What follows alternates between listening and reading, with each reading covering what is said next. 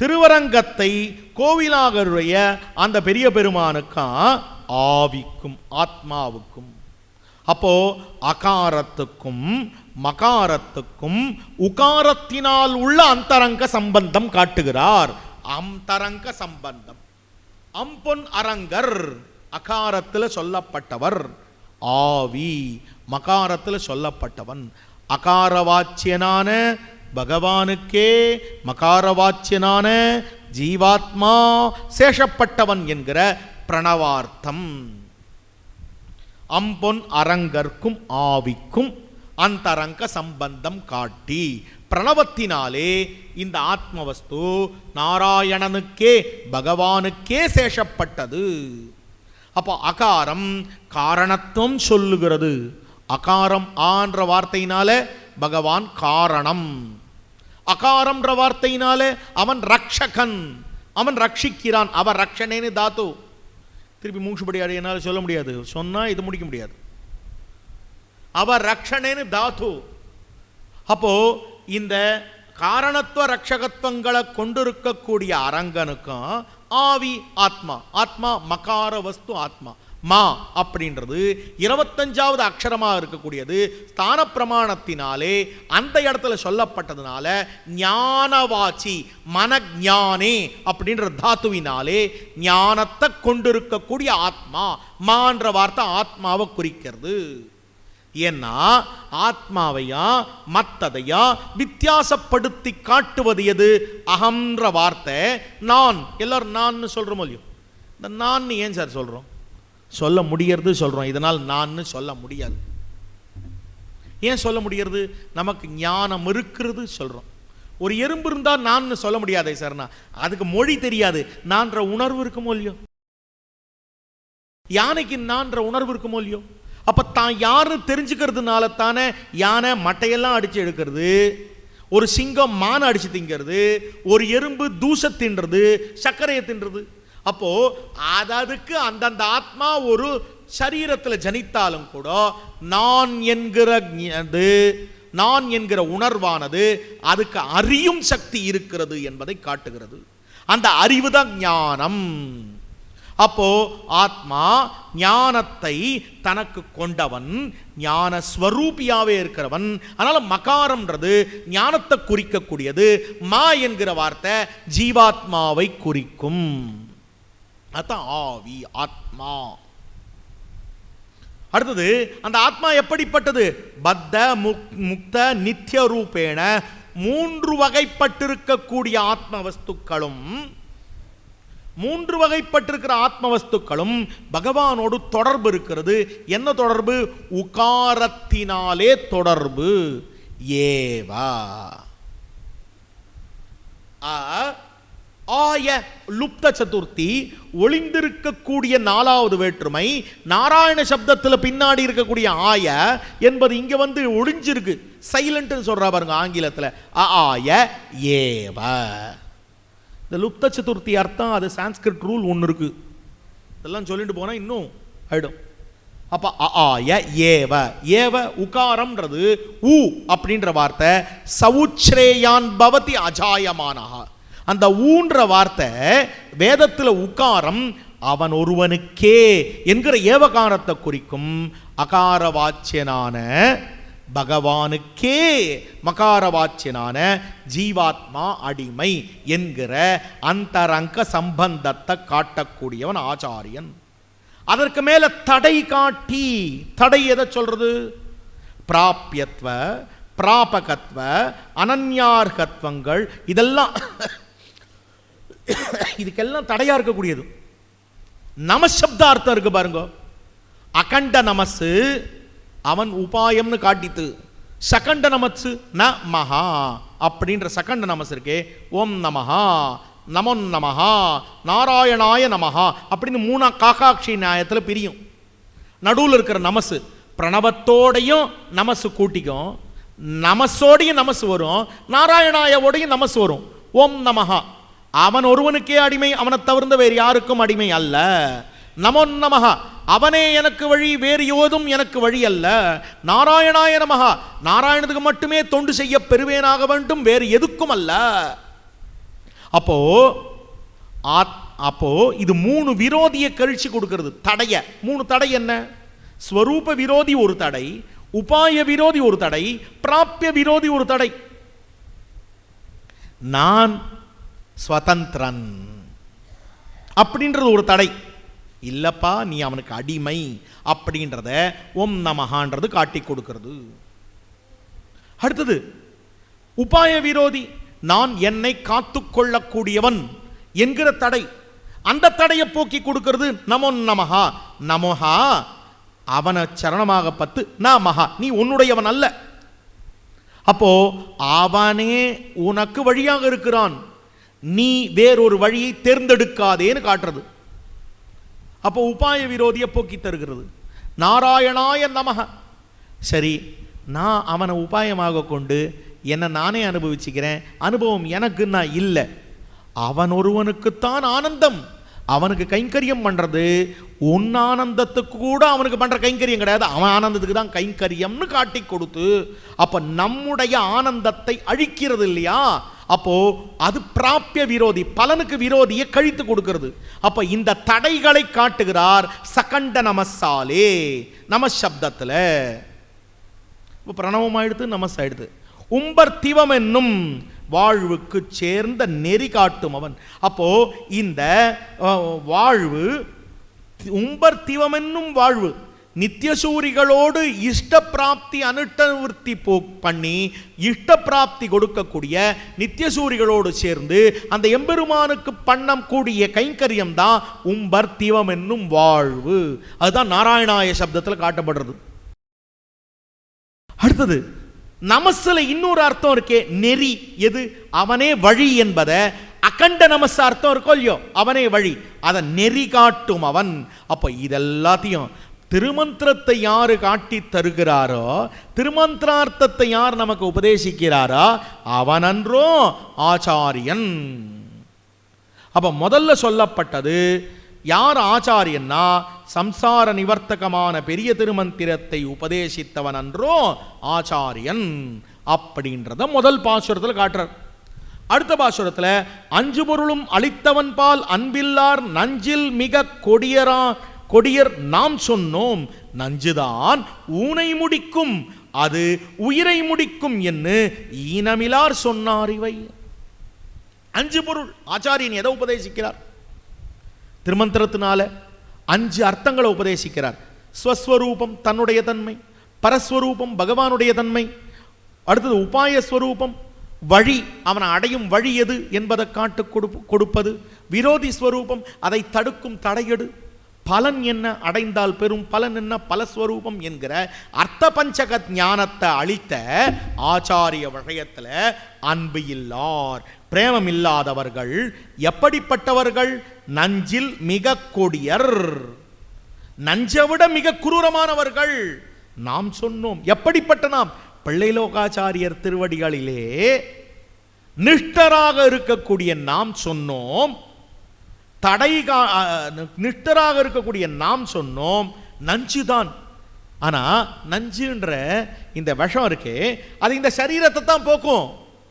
ஆனா ஆச்சாரிய நடத்துல பிரேமம் இல்லாதவன் அவனுடைய ஆத்மாவும் அழிந்துவிடும், அது உயிர் குடிக்கும். சுவாச்சாரிய விஷயத்திலே பிரேமம் இல்லாதவருடைய உயிரை குடிக்கும். அதுதான் தோல்புறையே போம். இது மர்மஸ்பர்ஷின்னு காட்டுறார். எது மர்மஸ்பர்ஷி? இந்த ஆச்சாரியாபிமானம் இல்லாதவர்கள். தன் குருவின் தாளினகள் தன்னில் அன்பொன் இல்லாதார் அன்பு தன்பால் செய்தாலும் அம்பு எய்கோன் இன்பமிகு இந்நாடு தன்னில் தானளிக்க வேண்டீரான் ஆதலால் நன்னார் அவர் திருநாடு. மாமனிகள் காட்டுறார். ஆச்சாரியனுடைய திருவடிகள் தன்னில் அன்பு இல்லாதவர்கள் அவனிடத்தில் அன்பு கொண்டாலும் கூட இன்பமிகு விண்ணாடு தானளிக்க வேண்டீரான். பகவான் அப்படிப்பட்டவர்களுக்கு இந்த பரமபதமாகிற அந்த விஷயத்தை தரமாட்டான். இன்பமிகு தன்னாடு தானளிக்க வேண்டீரான் ஆதலால் நன்னார் அவர் திருநாடு. அதனால அவளுக்கு சத்தியமா கிடைக்காது ஒண்ணும்ன்றார். குஹனையும் பரதனையும் ஒப்பிட்டு பார்த்து குஹன் வசந்தவனா பரதன் வசந்தவனான்னு பார்த்தோம் இல்லையா? அடுத்தது இன்னொரு ஒப்பீடு வருது. பரதன் வசந்தவனா, குஹன் வசந்தவனா, சபரி வசந்தவளா? இங்க கேள்வி வருது. குஹன் இடத்துல போனான், குஹன் கொடுத்ததை சாப்பிடலை. ஆனால் சபரியின் இடத்துல போனான், சபரி தந்த கனி உகந்துன்னு உகந்தான். ஏன்? ராமன் மாம்சம் சாப்பிட்றதுல இதெல்லாம் காரணமே கிடையாது, க்ஷத்ரியன். அதனால் அந்த தர்மத்தை ஃபாலோ பண்ணியிருப்பான். என்ன பண்ணியிருப்பான்றது தெரியாது. நான் அதை சொன்னாலும் யாராவது சண்டைக்கு வந்து விடுறா இப்பெல்லாம். ஆனால் உண்மை என்னவோ ஸ்ரீராமாயணத்தில் என்ன சொல்லியிருக்கோ அதான் சொல்ல முடியும். சரி, க்ஷத்ரியன் ராமன். அப்போ என்னத்துக்காக ராமன் அவன் கொடுத்த சரி மீனை தான் சாப்பிட மாட்டான்னு வச்சுக்கோ, தேனையாவது புஜிச்சிருக்கலாமே, அதையும் புஜிக்கலையே. இவன் கொடுத்த தேனையும் மீனையும் புஜிக்காமல் சபரி தான் கடிச்சு கொடுத்த கனியை புஜித்தான். ஏன்னா சபரி மதங்க மகருடைய மகரிஷியினுடைய சிஷ்யர்களை ஆச்சாரியனாக கொண்டவள். ஆனால் குஹனுக்கு ஆச்சாரிய சம்பந்தம் இல்லை. அதனால் சபரி தந்ததை உண்டான். ஜாதி விஷயமே கிடையாது. சபரியும் வேடு வச்சு, குஹனும் வேடுவன். அதனால் இந்த ஜாதி கீதியெல்லாம் இங்கே கிடையாது. ராமன் ஏன் உண்ணவில்லைன்னா இதான் காரணம். சபரி தந்த கனி உகந்ததற்கு காரணம் சபரியினுடைய ஆச்சாரிய சம்பந்தம். அவ சொல்றா, ராமா சொல்லு, நான் உன்னை பூஜித்தேன் இல்லையா? பூஜித்தாய். எங்க ஆச்சாரிய ஆள் பராவதம் போனா கேப்பா, ராமன் வந்தான் அவனை பூஜித்தாயான்னு கேப்பா. அதுக்கு ஆதாரம் வேணும், எழுதி கொடு. எழுதுறான், பூஜிதஹா பூஜித்தவான், பூஜிக்கப்பட்டேன் எழுதி கொடுத்தான். பா, ஒரு புஷ்பத்தை போட்டாலும் பூஜை தான், 1 கோடி புஷ்பத்தை போட்டாலும் பூஜை தான், ஒரு பழத்தை கொடுத்தாலும் பூஜை தான், 1 கோடி பழத்தை கொடுத்தாலும் பூஜை தான். நான் நன்னா பூஜிச்சேனா இல்லையா? நீ என்ன நினைக்கிற? சரி, நன்னா பூஜித்தாய், அதை எழுதி கொடு. சம்யக்கு பூஜித்தவான், நன்றாக பூஜிக்கப்பட்டேன். பா, உன்னை யாரு பூஜித்தான்னு சொல்லலையே. போறவன் வரவன் தெருவில் போறவன் நான் பூஜிச்சான், நான் பூஜித்தேன் இல்லையா? என் பேரை போட்டு எழுதுப்பா. சபரியா பூஜித சம்யக்கு, சபரியால் நன்றாக பூஜிக்கப்பட்டேன் எழுதி கொடுத்தான். இப்போ மொட்டைக்கட்டுதாசி எழுதினா அவள் எப்படி ஒட்டுப்பா? சிக்னேச்சரே இல்லையே, கையெழுத்தே இல்லையே. சபரியா பூஜித சம்யக்கு ராமஹா. பா, ஒருவேளை நீ பரசுராமனா இருந்தா அவளுக்கு ஆகவே ஆகாது. அவ பரசுராமன் நினைச்சுடுவா. அல்ல, நீ இனிஷியல் போட்டு கொடு. சபரியா பூஜித சம்யக்கு ராமஹா தசரதாத்மஜா எழுதி கொடுத்தான். தசரத புத்திரன். நேரா அவன் மோட்சம் போனான். அப்போ சபரிக்கு மோட்சம் கிடைத்தது. சபரி குஹனோட சபரி வசந்தவள். அந்த அப்போ ஆச்சாரியாபிமானமே உத்தாரகம். அந்த சம்பந்தம் இல்லாததுனால குஹன் கொடுத்தல புஜிக்கல. அந்த காலத்துல தான் திருக்கல்யாணம் பண்றச்சு என்ன பண்ணுவா, உங்காத்து குழந்தைக்கு சமைக்க தெரியுமா பொண்ணு பார்க்க போறச்சே கேப்பா. ஒருவேளை தெரியாதுன்னு சொன்னா மேல சம்பந்தம் பேசுவா. தெரியும்னு சொல்லிவிட்டாலும் எழுந்து வெளில வந்துடுவா. ஏன் சுவாமி, அதுதானே முதல் குவாலிஃபிகேஷனாக இருக்கு. இந்த காலத்து பசங்களுக்கு ஒன்றுமே தெரியலையேன்னா, அந்த காலத்தில் சமையல் தெரியலன்னா அந்த ஆட்டில் சம்பந்தம் பேசுவா. ஏன்னா இந்த குழந்தைக்கு சமையல் தெரிஞ்சு கொடுத்துன்னு சொல்லி கொடுத்துன்னு வச்சுங்க, இந்த குழந்தை இவாத்தில் இருக்கக்கூடிய சமையல் அறையில் தளிகை பண்ணுற உள்ள போய் தொட்டு இந்த குழந்தை பதார்த்தம் பண்ணுறது, அந்த குழந்தைக்கு புருஷனுடைய கிரகத்துக்கு கணவனுடைய கிரகத்துக்கு புகுந்து வீட்டுக்கு போன பிற்பாடு தான் சமாஷனம் ஆகும். அது வரைக்கும் ஆச்சாரிய சம்பந்தம் இருக்காது. ஆச்சாரிய சம்பந்தம் இல்லாத அந்த கிரகத்தினுடைய தளிகை பண்ற உள்ள சமையல் அறையில் அந்த பொண்ணு தொடருது அப்படின்னு சொன்னா, குழந்தை தொடருதுன்னு சொன்னா, இந்த ஆத்துல பகவான் புஜிக்கிறது இல்லை. ஏன்னா ஆச்சாரிய சம்பந்தம் இல்லையே. அதனால இந்த ஆத்துல பொண்ணு எடுக்க கூடாது. இவளுக்கு சம்பிரதாயம் தெரியல. அதனால தான் அந்த காலத்தில் 3 வயசு குழந்தைக்கு 3 பெரியவன் ஆற்றுல இல்லை, இந்த பெண் பிள்ளை ஆற்றுக்கு வரக்கூடாது அப்படின்னு சொன்னால், 3 வயசு குழந்தை 4 வயசு குழந்தை சின்ன குழந்தையாக இருந்தால் கூட புஷ்பத்தினால சுவாமியின் இடத்துல அழைச்சிட்டு போய் சமாஷனம் பண்ணிடுவா. அது எப்படி சுவாமி, அந்த குழந்தைக்கு 6 வயசு 7 வயசில் போய் சமாஷனம் பண்ணி வராளே, அந்த குழந்தைக்கு பெருமாளை பற்றி என்ன தெரியும், திருமந்திரத்தை பற்றி என்ன தெரியும், துவயத்தை பற்றி என்ன தெரியும்? அந்த குழந்தைக்கு தெரிய வேண்டிய அவசியம் இல்லை, எம்பெருமானாருக்கு தெரியும். நமக்கு தெரிய வேண்டிய அவசியம் இல்லை, எம்பெருமானாருக்கு தெரியும். அப்போ அந்த சம்பந்தத்தினால தான் நமக்கு வாழ்ச்சி. தாமரை அலர்த்த கடவ ஆதித்யன் தானே ஜலசம்பந்தம் நீங்க பெற்றால், ஆதித்யன் தானே ஜலசம்பந்தம் நீங்க பெற்றால் அதை உலர்த்துமாவோலே ஸ்வரூப விகாசத்தை பண்ணும் ஈஸ்வரன் தானே ஆச்சாரிய சம்பந்தம் குலைந்தால் அத்தை வாட பண்ணும். புஷ்பம் தாமரை தண்ணியில் இருக்கிற வரைக்கும் மலர்ந்தது, அதை பறிச்சு விட்டான். சூரியனும் இருக்கு, அடுத்த நாள் அதுவே வாடி போயிடுது. சூரியன் அங்கேயே இருக்கு, தாமரை இங்கேயே இருக்கு. ஆனால் நேற்றுக்கு இன்னைக்கு என்ன வித்தியாசம்? நேற்றுக்கு ஜலத்தில் இருந்தது, இன்னைக்கு கையில் இருக்கு. அப்போ ஜலசம்பந்தம் நீங்க எடுத்து, அதே போலத்தான் ஈஸ்வரன் ஸ்வரூபத்தை மலர்த்துவன் ஆச்சாரிய சம்பந்தம் இருக்கிற வரைக்கும், இல்லைன்னா உலர்த்துவன். தன் குருவின் தாளினைகள் தன்னில் அன்பொன் இல்லாதார் அன்பு தன்பால் செய்தாலும் அம்பைக்கும். அழகான வார்த்தை. ஒரு 5-10 நிமிஷத்துல எவ்வளவு சொல்ல முடியுமோ முடிச்சு விடுறேன். அடுத்த பாசுரங்கள் எல்லாம் அடுத்த வருஷம் பார்த்துப்போம். இப்போ தன் குருவின் தாளை சொல்றார். இடத்துல மணவாள மாமனிகள் ஆழ்வார் அவர் ஒரு பாசுரம் பாடினார். பகவானுக்கு என்ன ஆசைன்னா, ஆழ்வார் திருவாக்காலேயே ஆழ்வாருடைய பெருமையை வெள்ள வர வைக்கணும்னு ஆசை. ஸ்ரீமதே ராமானுஜாய நமஹ. புறத்தாழ்வானுடைய அவதார ஸ்தலத்தில் அமைஞ்சிருக்கக்கூடிய புறத்தாழ்வான் கோசாலையிலிருந்து பேசுறோம். இந்த புறத்தாழ்வானுடைய கோசாலை 10 வருஷத்துக்கு முன்ன 2 பசுக்களை வச்சு ஆரம்பித்த இந்த கோசம் பிரச்சனம் இன்னைக்கு ஒரு 30 பசுக்களோட திகழ்கிறது. புறத்தாழ்வானுடைய கிருபையினால நாட்டு இன பசுக்களை வச்சு காங்கேயம், காஞ்சி குட்டை போன்ற ரகமான பசுக்களை வச்சு தர்ம தேவதையா இருக்கக்கூடிய பசுக்களை தர்மத்தை ரட்சிக்கும் பொருட்டு இந்த கோசம் பிரச்சனத்தை தொடர்ந்து பண்ணிக்கிட்டு இருக்கோம் ஆழ்வாருடைய கிருபையினால.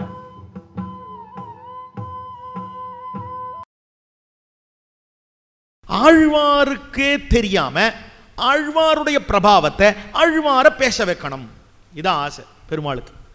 ஒரு பாசுரம் பாட வச்சார். ஏரனை பூவனை பூமகள் தன்னை வேறின்னி விண்தொழ தன்னுள் வைத்து மேல்தனில் மீதிட நிமிர்ந்து மண் கொண்ட மால்தனில் மிக்குமோர் தேவுமுளதே. இது பாசுரம். இந்த பாசுரம் தமிழ் இலக்கண ரீதியா திரியும் பாசுரத்துல வார்த்தை. ஏன்னா முதல் 2 வரிகள் ஏரனை பூவனை பூமகள் தன்னை வேறின்னி விண்தொழ தன்னுள் வைத்து. அப்போ ஏரனை வேறின்னி வல்லின ரகரம் முதல் 2 வார்த்தையில் இருக்கக்கூடியது, முதல் 2 வரியில் இருக்கிற வார்த்தைகள். அப்போ அடுத்த 2 வரியில் இருக்கிற வார்த்தைகள் லா அப்படின்ற வார்த்தை ரான்னு தெரியும். ஏன்னா முதல் 2 வரிக்கு ஏற்ற மாதிரி யாப்பிலக்கணத்தோடு சேரணும். மேல்தனில்ன்ற வார்த்தை மேரனில் மீதிட நிமிர்ந்து மண் கொண்ட மால்தனில் மிக்குமோர் தேவும் உள்ளதேன்றது மாறனில் மிக்குமோர் தேவும் உள்ளதேன்னு மாறும். அப்போ ஆழ்வாருடைய வாயாலே ஆழ்வார் பிரபாவத்தை எப்படியாவது வரவேற்கணும்னு பார்த்தார். மால்தனில் மிக்குமோர் தேவும் உள்ளதேன்றது மாறனில் மிக்குமோர் தேவும் உள்ளதே. மாறனை விட வசந்த தெய்வம் உண்டா? தேவுமத்தறியேன் குருகூர் நம்பி பாவி நின்னிசை பாடி திரிவனே. ஏன் மாலை விட மாறனுக்கு இருக்கக்கூடிய பெருமை என்ன? மாலவனை விட மாறனுக்கு இருக்கக்கூடிய பெருமை என்ன? கண்ணன் நேரம் போறான் ஆழ்வார்கிட்ட. ஆழ்வீர், சரம ஸ்லோகத்தில் நான் சரணாகதியை தான் சொன்னேன். 18 அத்தியாயம் சொன்னேன், 700 ஸ்லோகம் சொல்லியிருக்கேன். ஏன் ஓய் என்னோட கீதையை ஒருத்தன் சொல்ல மாட்டேன்றான் இந்த உலகத்தில். ஊரும் நாடும் எல்லா இடத்துலையும் உம்ம திருவாய்மொழி எல்லாரும் சொல்லிட்டு இருக்காளே, என்னையா கதை இது? நான் வெறும் 700 ஸ்லோகம், இந்த 1000 பாட்டு நான் சொன்னதை அவனுக்கு கேட்க மாட்டேன்றான். நீர் சொன்னதை ஊரே கேட்டு குதிச்சுன்னு இருக்கு. அழகா நாடகமா பண்ணலாம். கண்ணனும் பெருமான் நேர வரா மாதிரியும் ஆழ்வார் உட்காண்டிருக்கா மாதிரியும் ஆழ்வார்கிட்ட கேள்வியை கேட்குற மாதிரியும் ஆழ்வார் சொல்றார், ஹே கண்ணா, நீ கீதையில் என்ன சொன்னாய், அதை நான் திருவாய்மொழியில் என்ன சொன்னேன் அப்படின்றது தெரியுமா? ஆமாம், 2 பேரும் ஒன்னே தானே சொல்லியிருக்கோம். சரி, நீ ஒந்த சொல்லு, நான் எந்த சொல்கிறேன் அப்படின்னு ஆழ்வார் இவா 2 பேரும் பேசிக்கிறா. ஆச்சாரிய ஹிருதயத்தில் ஒரு சூர்ணிக்கு இருக்கு. தத்துவ விவேக, நித்தியத்வா நித்தியத்வ, நியந்திரத்வ, சௌலபிய, சாமிய, அகங்கார தோஷ, இந்திரிய பல, மனப்பிராதானிய, சுக்ருதி பேத, தேகாசுர விபாக, விபூத்தியோக, விஸ்வரூப தரிசன, சாங்க பக்தி பிரபத்தி துவையித்யாதிகளால் அன்றோதிய கீதா சமம் என்னும். மனம் செய் எல்லையில் ஞான இன்பத்தை நின்மலமாக வைத்தவர்னு தொடங்கும். அது 18 அர்த்தம், 18 அத்தியாயம் இல்லை, 18 விதமான அர்த்தம். இந்த கீதையின் சாரம்னு எழுதி வச்சிருக்காளே, நடந்தது நடக்காது நடக்க போறது அதெல்லாம் சாரம் கிடையாது. இதுதான் கீத சாரம். ஆச்சாரிய சூத்திரக்காரர் காட்டினது கீதா சாரம். நமக்கு ஸ்ரீ வைஷ்ணவாளுக்கு அதான் கீதா சாரம். முதல்ல என்ன வேணும்? தத்துவ விவேகம். தேகம் வேறு ஆத்மா வேறுன்னு காட்டி கொடுக்கிறான் கண்ணன். அதை ஆழ்வார் தானும் காட்டி கொடுக்கிறார். தத்துவ விவேகம், தேகம் வேற ஆத்மா வேற, மின்னின் நிலையில மண்ணுயிர் ஆக்கைகள்லாம் காட்டி கொடுக்கிறார். நித்தியத்வா, அந்த தேகம், அதாவது முதல்ல கண்ணன் காட்டுறான், தத்துவ விவேகம் காட்டினான். அதைத்தான் நத்வேவாகன்ற ஸ்லோகத்தில் ஆழ்வார் தான் காட்டுகிறார். அவர் அடியேன் உள்ளான் உடல் உள்ளான்னு, அடியேன் உடல்னு பிரித்து காட்டுகிறார் சரீரத்தையும் ஆத்மாவையும். அடுத்தது நித்தியத்தை. உடனே ஒரு கேள்வி வருது, சார் எது நித்தியம்? சரீரம் வேற ஆத்மா வேறன்னு சொல்லிட்டீங்கோ, எது என்னைக்கும் இருக்கிறது, எது அழியக்கூடியதுன்னு ஒரு கேள்வி வருது. சரீரம் அழியக்கூடியது, ஆத்மா அழியாதது. நித்தியம் அழியக்கூடியதுன்னு சொல்லல, ஆத்மா என்னைக்கும் ஒருபடிப்பட்டு இருக்கும், சரீரம் மாறுதலுக்கு உட்பட்டதுன்னு சொல்றார். நித்தியத்வா நித்தியத்துவம். அதான் ஆழ்வார் மின்னின் நிலையில மண்ணுயிர் ஆக்கைகள்னு சொல்றார். கண்ணன் பல ஸ்லோகத்தில் சொல்லியிருக்கான். அடுத்தது இங்க கேள்வி, ஒன்று மாறுதலுக்கு உட்பட்டது, இன்னொன்று என்னைக்கு இருக்கக்கூடியது. இது ரெண்டுத்தையும் யார் சார் கண்ட்ரோல் பண்ணிட்டு போறா, கட்டுப்படுத்துகிறார்கள் அப்படின்னு ஒரு கேள்வி வருது. நியந்திரத்துவம். கண்ணன் பகவானே நியமிக்கிறான். ரெண்டு பேரும் இதை காட்டினான், பிரமாணம் காட்டுறார் ஆச்சாரிய ஹிருதயத்தில். அடுத்தது சரி, எல்லாரையும் நியமித்து கொண்டு போகக்கூடிய பகவான் அவனை அடைகிறதுக்கு கஷ்டமா? இல்லை, எல்லாருக்கும் சுலபன். தஸ்யாகம் சுலப பார்த்த நித்திய யுக்தத்வ யோகினா. எல்லாருக்கும் சுலபன், எளியவனாக இருக்கிறான். எளியவன் ஒத்துக்கிறேன், எளியவன் ஒத்துக்கிறேன். சில பேருக்கு எளியவனாகவும் சில பேருக்கு கடுமையானவனாகவும் இருப்பானா? இல்லை, எல்லாருக்கும் சமமான வாய்ப்பை கொடுக்கக்கூடியவன்.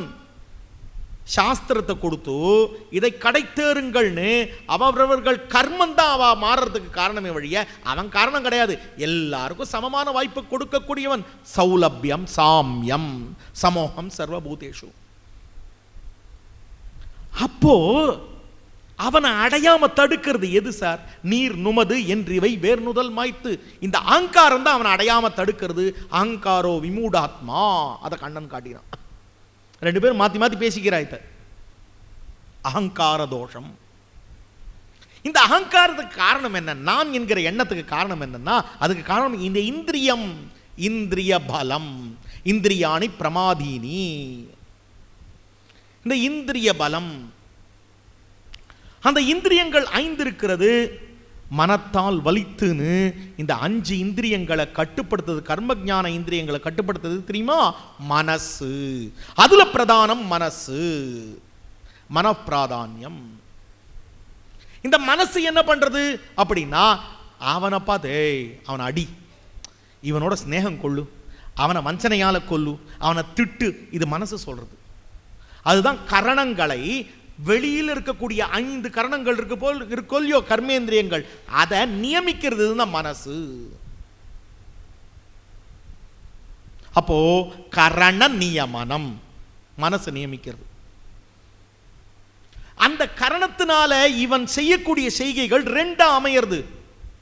சுகிருத்தங்கள், இவன் செய்யக்கூடிய செய்கைகள் 4 சுகிருத்தங்களாக இருக்கிறது.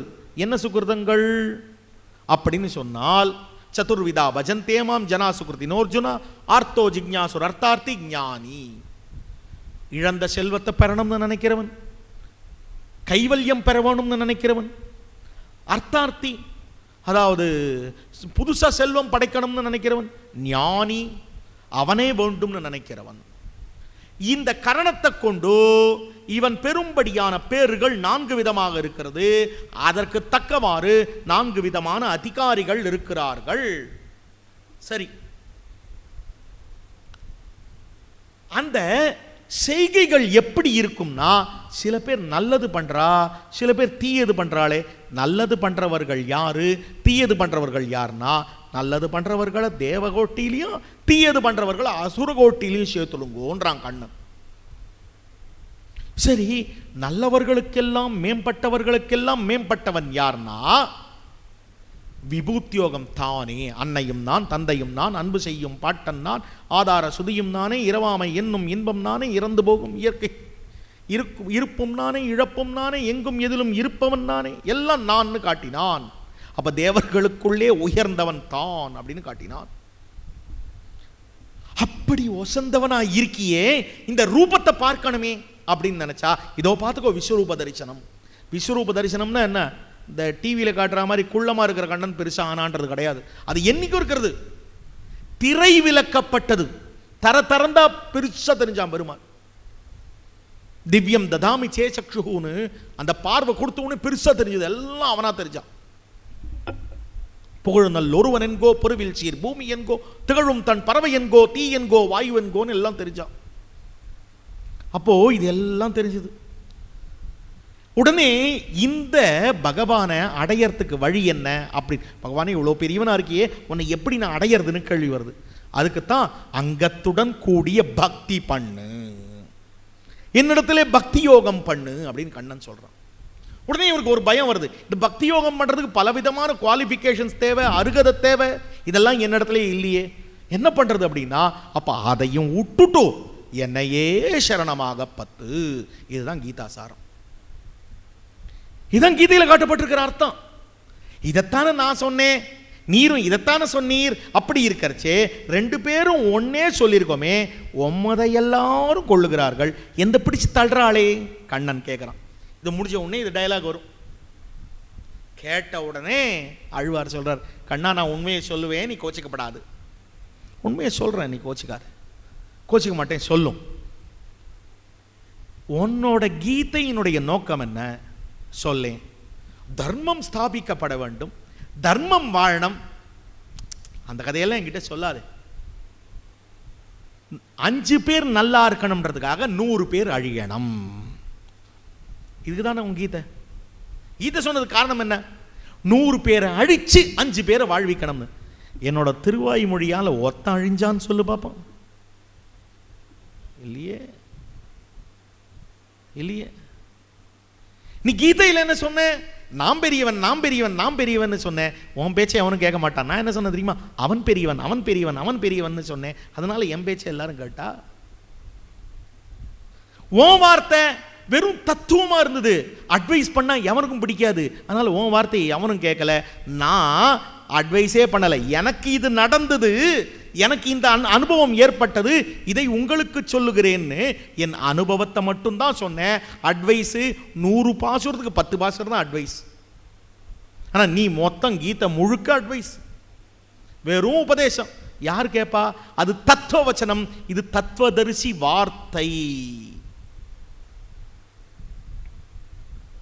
நீ சொன்னது முரட்டு சம்ஸ்கிருதம், நான் சொன்னது தேனிலும் இனிய தமிழ். அதனால 2 பேர் சொன்னது ஒன்னா இருக்கிறதுன்றது முக்கியம் இல்லை, யார் சொல்றான்றது முக்கியம், எப்படி சொல்றான்றது முக்கியம், எதுக்கு சொல்றான்றது முக்கியம், எங்க சொல்றான்றது முக்கியம். சொன்னவன் நீ ஆண்டான், நான் அடிமை, அதனால என் வார்த்தை வசந்தது. எதுக்கு சொன்னேன்? நீ 5 பேரை வாழ்வித்து 100 பேரை அழிக்கிறதுக்கு சொன்னேன், நான் எல்லாரும் வாழணும்ன்றதுக்காக சொன்னேன். 2வது எப்போ சொன்னேன்? நான் எல்லாரும் சந்தோஷமா இருக்கிறச்சே, எல்லாரும் துக்கப்பட்டு இருக்கச்சே துக்கத்தை போக்குறதுக்கு சொன்னேன். நீ சண்டை போடுறச்சே சொன்னாய். எங்கு சொன்னேன்? நீ சொன்னது யுத்த ரங்கத்தில், சண்டை போடுற யுத்த ரங்கத்தில், யுத்த பூமியில. நான் சொன்னது உன் திருவடி நிழல்ல. வித்தியாசம் இருக்கு. நீ சொன்னதை எதிர்க்க இருந்த அர்ஜுனனே கேட்கல. நான் சொன்னதை மதுர கவிகள் நாதமுனிகள் உட்பட உலகமே கெட்டுது. அதனால நீ சொன்னதுக்கு நான் சொன்னதுக்கு வித்தியாசம் உண்டு. அதனால தான் ஈஸ்வரனுடைய வார்த்தைகளை விட ஆச்சாரியன் வார்த்தைகள் உசந்தது. அதனால ஈஸ்வரன் ஆச்சாரியனை கொண்டுத்தான் நம்மை கை கொள்ளுகிறான். அதனால ஆச்சாரியனிடத்துல இப்படி ஆழ்வார் தன்னுடைய பெருமை, அதனால்தான் மாறனில் மிக்குமோர் தேவும் உள்ளது. கண்ணனை விட மாறன் வசந்தவன், மாலவனை விட மாறன் வசந்தவன். இது ஆழ்வார் சொல்லியாச்சு. எங்கேருந்து ஆரம்பித்தோம்?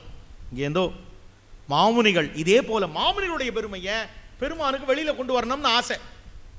அதனால தான் தன்குருவின் தாளினைகள் பாசுரத்தில் மாமுனிகள் பெருமை தான் வெளியில வருது.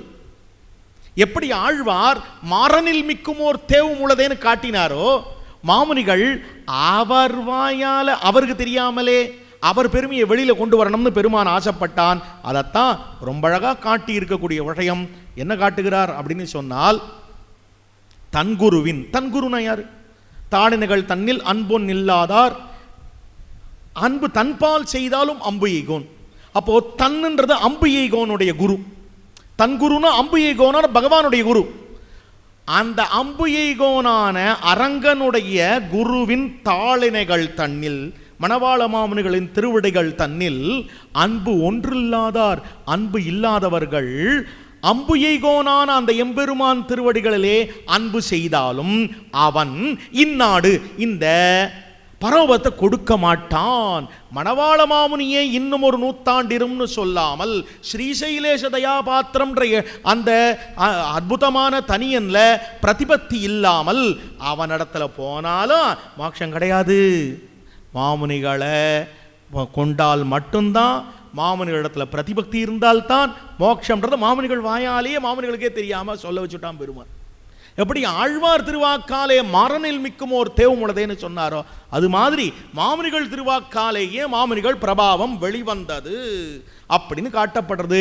ஆகையாலே இந்த இடத்துல ஆச்சாரியனை சேராமல் பகவானை சேர்ந்தாலும் வாழ்வு கிடையாது, தாழ்வு. அதைத்தான் பார்த்த குருவின் அடுத்த பாசுரத்திலையும் காட்டுறார். பார்த்த குருவின் அளவில் பிரிவின்னி சீர்த்தமிகு ஞானமெல்லாம் சேர்ந்தாலும் கார்த்த கடல் மண்ணின் மேல் துன்புத்து மங்குமே தேங்காமல் நன்னும் கீழா நரகு. இந்த ஒரு பாசுரத்தோட முடிச்சுள்ளோம். இப்போ இந்த குரு விஷயத்துல, ஆச்சாரிய விஷயத்துல ஞான உபதேசங்கள கடாட்ச முகத்தாலே ஆச்சாரியன் பக்கல் பிரதிபத்தி இல்லாமல் அந்த எம்பெருமான் ஞானமெல்லாம் பிறந்தாலும் கூட அப்படிப்பட்டவனுக்கு என்னவாகும் அப்படின்னு சொன்னால், அவனுக்கு நிச்சயமா பலன் எதுவும் கிடையாது. சதுசாஸ்திர வித்வான், ஞானம் இருக்கிறது, மேம்பட்டவர். ஆச்சாரிய சம்பந்தம் இல்லைனால் அந்த ஞானத்தினாலேயும் சாஸ்திர வித்வத்தினாலேயும் ஒரு பிரயோஜனமும் இல்லை. ஆச்சாரிய சம்பந்தம் குலையாதே கிடந்தால் ஞான பக்தி வைராக்கியங்கள் உண்டாக்கி கொள்ளலாம். ஆச்சாரிய சம்பந்தம் குலைந்தால் அவை உண்டானாலும் பிரயோஜனம் இல்லை. அந்த அர்த்தம் தான் காட்டுறார். ஆச்சாரிய சம்பந்தம் இல்லை சுவாமி, இருக்கு சுவாமி, ஆனால் ஞானம் இல்லை சுவாமி, பக்தி இல்லை சுவாமி, எனக்கு என்ன தெரியும், ஸ்ரீமதே ராமானுஜாய நமஹான்னு சொல்லிட்டு இருக்கேன், எங்கள் ஆச்சாரியனுக்கு அப்பப்போ போய் என்ன முடியுமோ சமர்ப்பிக்கிறேன், கைங்கரியம் பண்ணுறேன், அவ்வளோதான் சுவாமி அப்படின்னா அது போரும். இந்த ஞானமோ பக்தியோ வைராக்கியமோ நமக்கு தேவையில்லை. அதெல்லாம் ஆச்சாரியன்கிட்ட இருக்குது, அதை பார்த்து தான் நமக்கு மோட்சம்.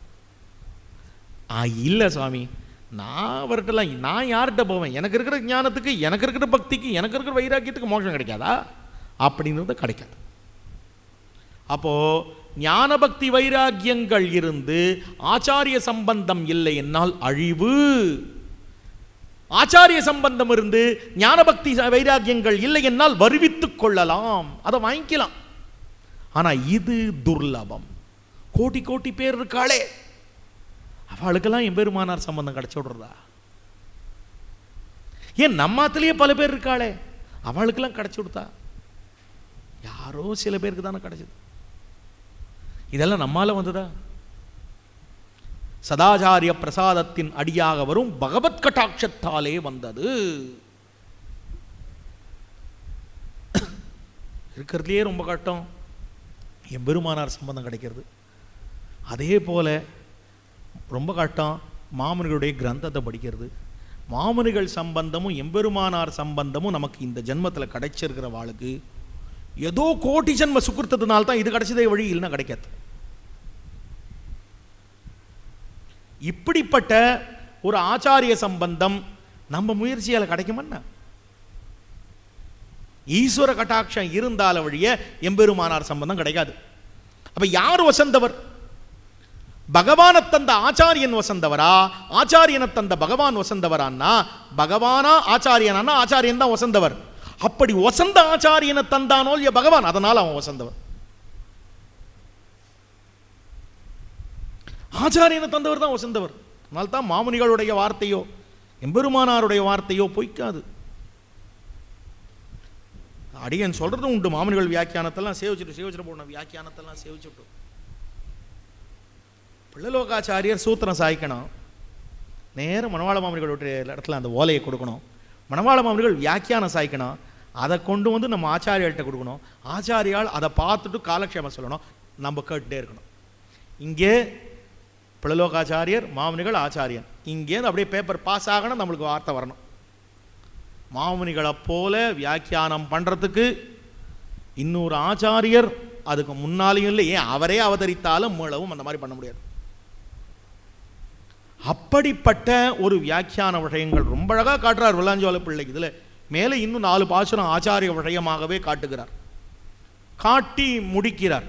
ஆக இந்த சப்தகாதை என்பது ஸ்ரீவசனபூஷணத்தினுடைய அர்த்தமான ஆச்சாரியாபிமானமே உத்தாரகம் என்பதை காட்டி கொடுக்கக்கூடிய விஷயம். மீளவும் 4 பாசுரம் இருக்கு, அதுக்கு இதை விட 2 அத்தனை கூட்டம் அடுத்த வருஷம் மீள 4 பாசுரத்தை அனுபவிப்போம் என்று சொல்லி முடிக்கிறேன். ஸ்ரீமதே ரம்யஜாமாத்ரு முனீந்திராய மகாத்மனே ஸ்ரீரங்க வாசினே பூயாத்து நித்யஸ்ரீர் நித்தியமங்கலம்.